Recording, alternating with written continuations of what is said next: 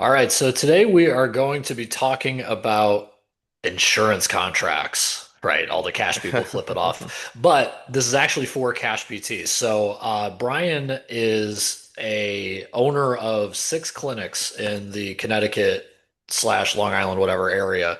And he sees a good portion of his revenue comes from insurance contracts, right? Now, he started as a cash pay PT, and there was a transition there where he went from going to people's homes to having a location and taking insurance.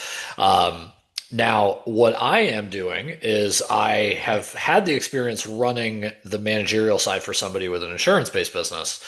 But I never really did the insurance contracts, right? And I never really did the kind of nuts and bolts of that side of the business. So I was really interested because one of these days, I think I called Brian from the road while I was going between my cash patients, and I said, you know, what am I going to do? Because I did the math and I said in my head, okay, if I'm driving around, obviously that's a limit on my income, right? And we've covered that in previous podcasts.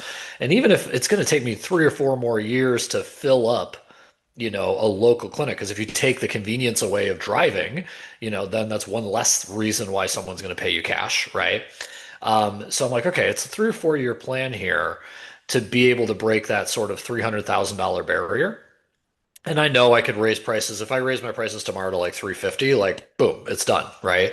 But in Phoenix, there's only a few people who can do that, and I know a few of them, and they're not busy all year, right? So that's their price, but it's not a full price, right?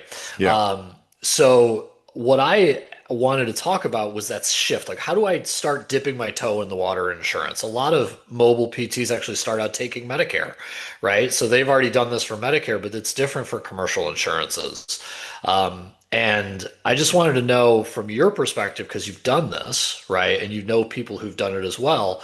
What are some of the key things I should look at that either if I know I want to scale, I know I want to go, what insurance should what timeline should I think of? Is this something that I do like 3 months before I open or a year before I open?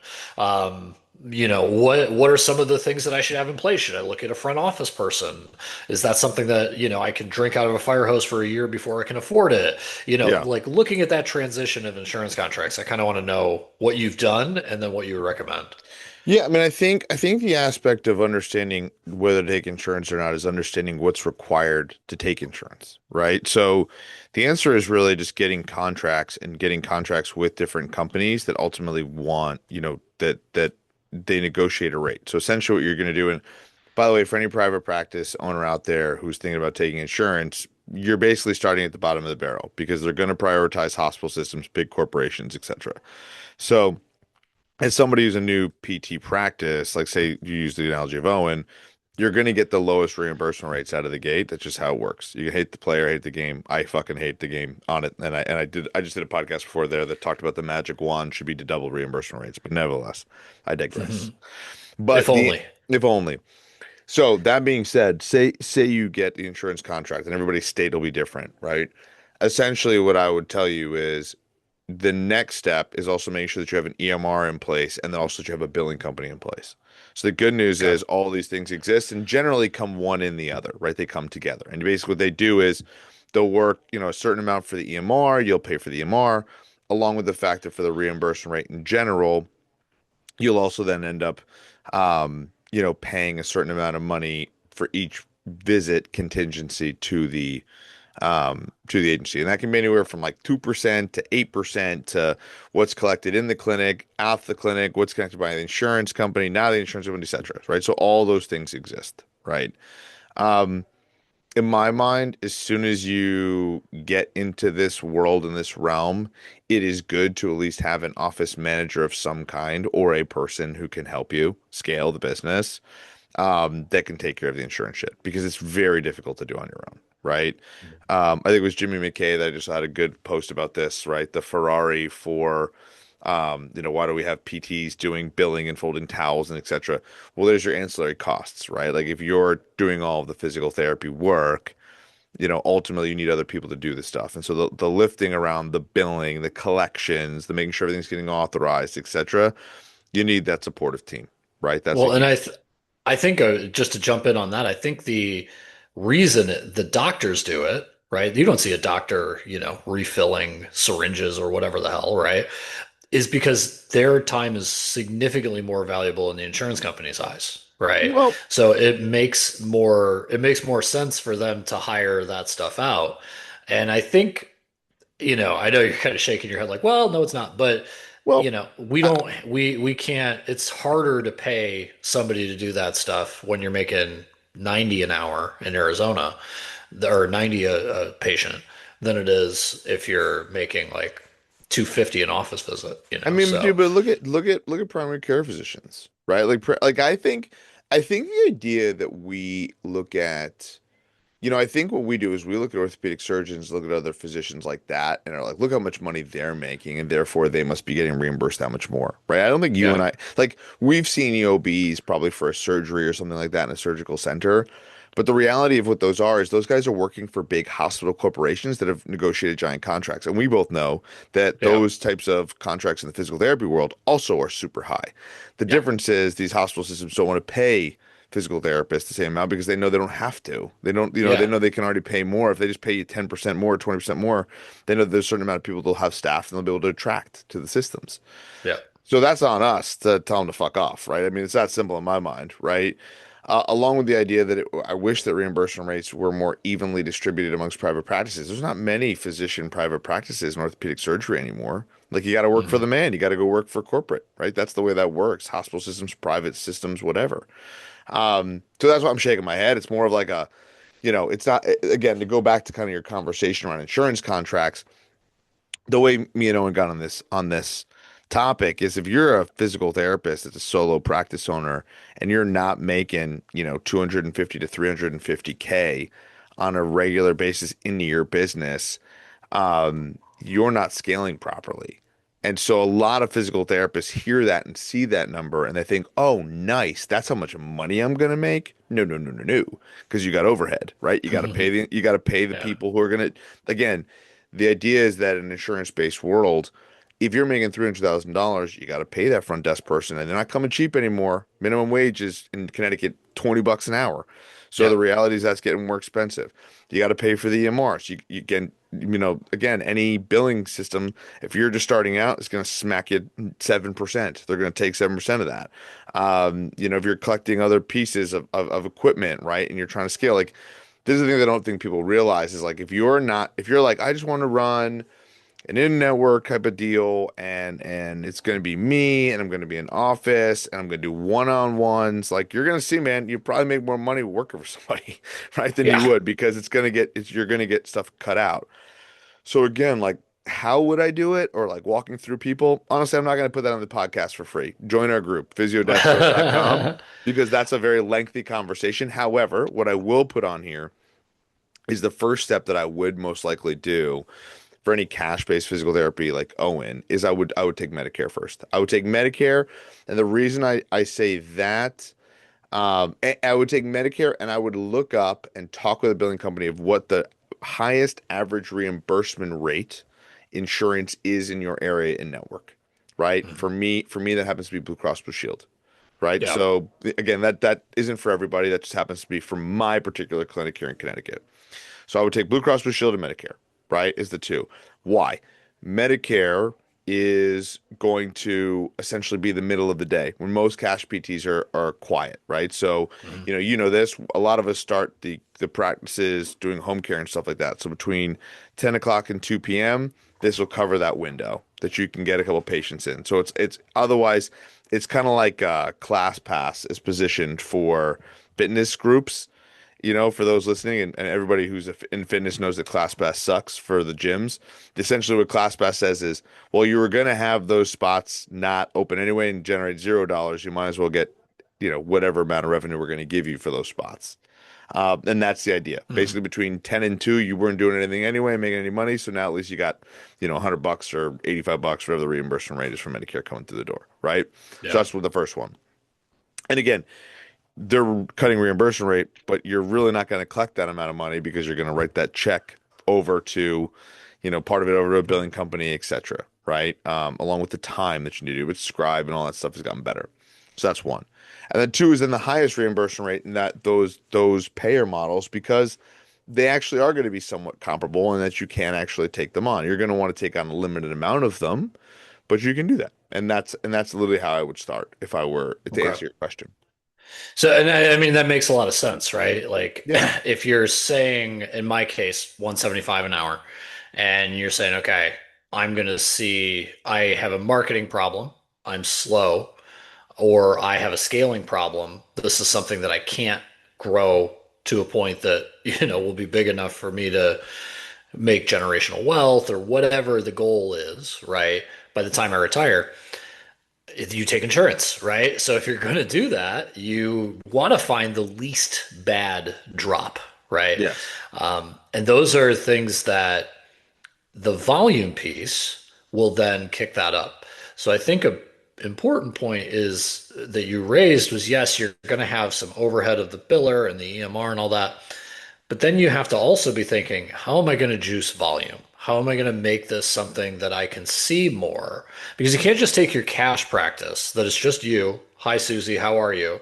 See her for an hour and then she leaves.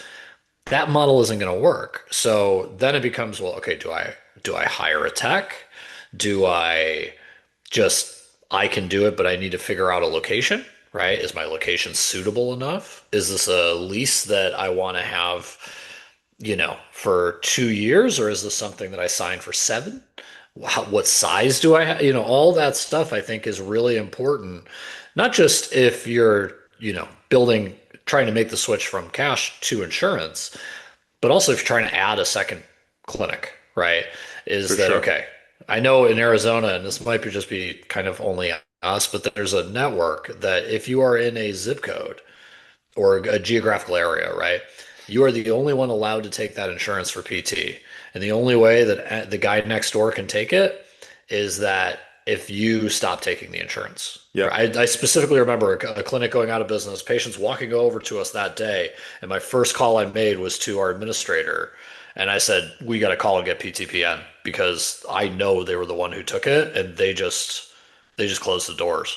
And we got it. And that clinic did really well because all of a sudden we got 20% more volume.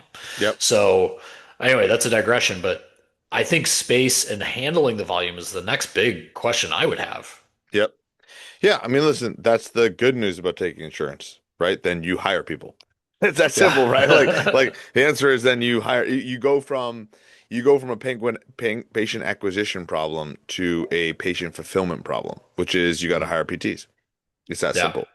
And again, the reason for why I'm such a huge believer in why insurance reimbursement really needs to go up is because I think the reason for why, and I don't care whether you're a cash PT, insurance-based PT, hospital-based, etc., if you're in the physical therapy profession, we would be remiss not to acknowledge the fact that physical therapists are leaving the profession. And there's a feeling Mhm. around that they are burnt out, etc. There's X amount of problems, etc., whatever. And the reality of the situation is the reason that they're leaving is because they feel underpaid, they feel overworked, etc. And if everybody was making an extra 50% more salary, I promise you that feeling would go away.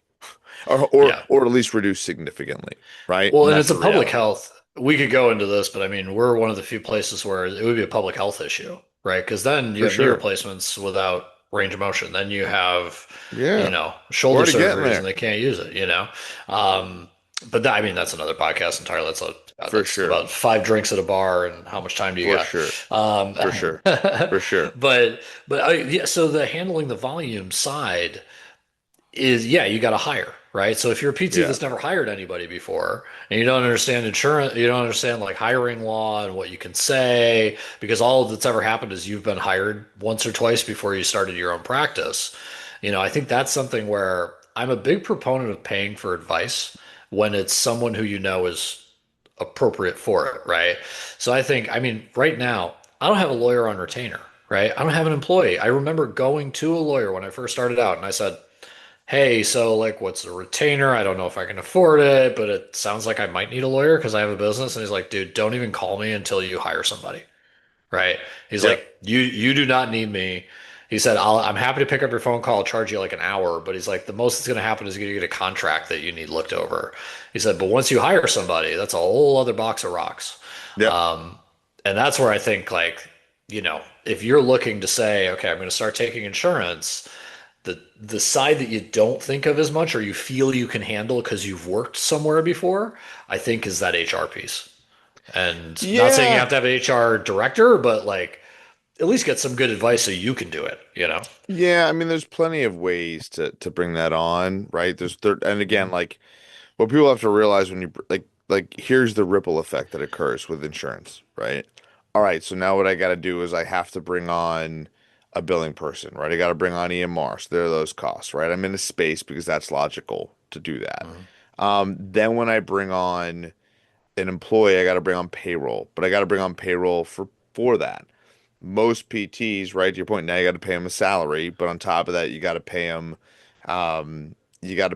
health insurance and 401k reimbursement, etc. Right? You got to all the things. You got to do all like again, like and for those people who are like, well, I could probably get away with that, or my person will take benefits. Trust me, you still need to have the benefits package lined up. This becomes expensive, and you want to like the swing is you want to be prepared to have multiple employees. And so Yeah. this right here, what we're talking about, this is why people are going to cash PT, hands Yeah. down, because they're looking down the barrel of this and they're like, oh shit, this is way more complex. And I'm like, yeah, I get it. Mhm. I get it.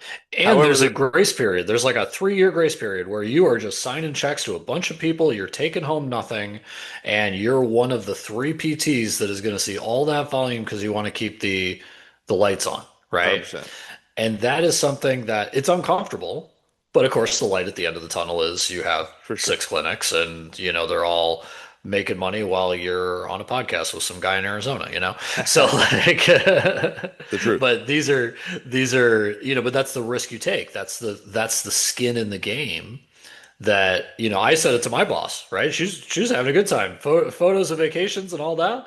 And she's like, "Oh, do I worry if I post those or whatever?" I'm like, anybody who's got a head on their shoulders realize that you basically ran through the mud for like 7 or 8 years to get to the point that you could take a vacation. So go nuts. Yeah. So yeah, Chudo's drive up with like a giant Hummer. It was hilarious. Well, I also think, and I also think there's a certain amount of like when you actually think about this process, man, like to me, I think a big part of it is also making sure that from the perspective of, you know, like when I think about that situation, that conversation around the owner and other things like that, I think it's also important to understand. Like, I would be remiss if any of my employees or anybody from Evolution would ever listen to this particular podcast. The biggest thing that we've also tried to realize is we didn't get here without the right people. Now, Oh, 100%. let me be Yep. very, very frank. We also paid them to help us get here, right? So it's not like they did it for free out of the charity of their mind. So I like Yeah. to remind people that on a regular basis. However, that being said, like, is there a way to reward them and also to build throughout the future? Absolutely. And we're always working on that.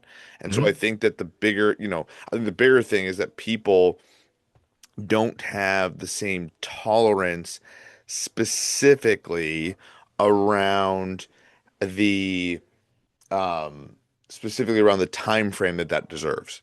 But I think that Mhm. people have to understand that if you were to do it on your own and try and build it on your own, it would take you years. So like the aspect of going in for somebody else and building with somebody else is going to be much easier in that capacity. So anyway, that's how I kind of Yeah. look at it as a whole and kind of moving forward for sure.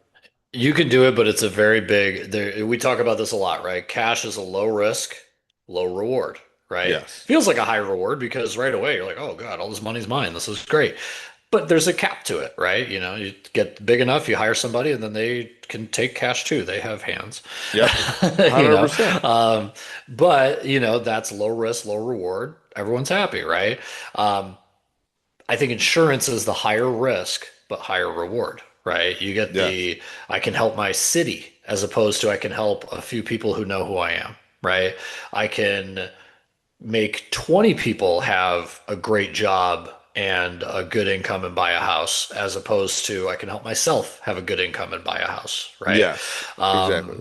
Um, that if you want that bigger goal, this early stage, this kind of transition out of cash into insurance, or if you're just starting off right with insurance, don't let anyone fool you. It's not a easy cakewalk. Yes, for sure. I think that's the key. When people understand like the insurance side, the people are like, well, how would I do it and how would I jump? The answer is you're going to take it on the chin for a minute, Hmm. right? But as you build, the idea is you're building long-term sustainability and growth. It's no different than any investment. Like you put money into something, what's going to end up happening is you're not going to have that money in your checking account too, right? But that investment can grow. And that's the reality of the trade-off you should have with this is what is the growth strategy? And again, let me finish this up with this, right? Is I'm not advocating for anything. Do whatever the hell you want, right? Like I Hmm. keep saying back that sometimes you're like, what should you do, right? When I'm like, whatever you want to do. Like if you have the whole point of the only advantage to being a business owner, the only advantage is that you're driving the bus. That's it. The only difference. So like if you find an awesome company that you're in the owner's driving the seat or driving the bus and you like the bus driver and you're like this is cool the direction we're going in. Honestly, it's much easier just to stay on the bus. But I I think had at that the for 8 years. I had that for 8 years. It 100%. was great.